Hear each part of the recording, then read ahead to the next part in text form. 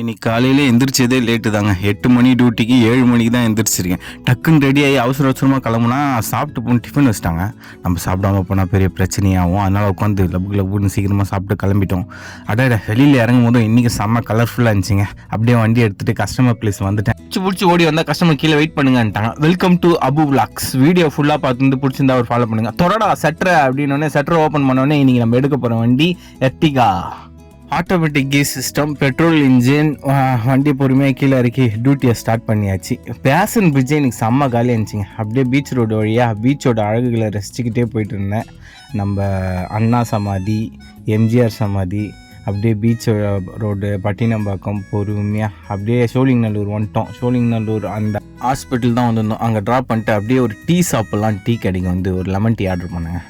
Tea தரமாகவே இருந்துச்சு. ஒரு lemon டீயை அடிச்சுட்டு சில்ட்ரன்ஸ் பார்க் இருந்தது. அங்கே உட்காந்து வாழ்க்கை எப்படி தான் போகணும் ஒரு யோசனை இருந்தேன். அதுக்குள்ளே கஸ்டமர் கால் பண்ணோம், டியூட்டியை ஸ்டார்ட் பண்ணிட்டோம். கஸ்டமரை பிக்கப் பண்ணிட்டு அங்கேருந்து கிளம்பிட்டேன். அப்படியே நம்ம சோழிங்கநல்லூர் வழியாகவே போனேன். ஓஎம்ஆரில் தாண்டி அப்படியே பீச் ரோட்லேருந்து நம்ம சென்ட்ரல் ரூட் வழியாக தாங்க ரிட்டன் வந்தேன்.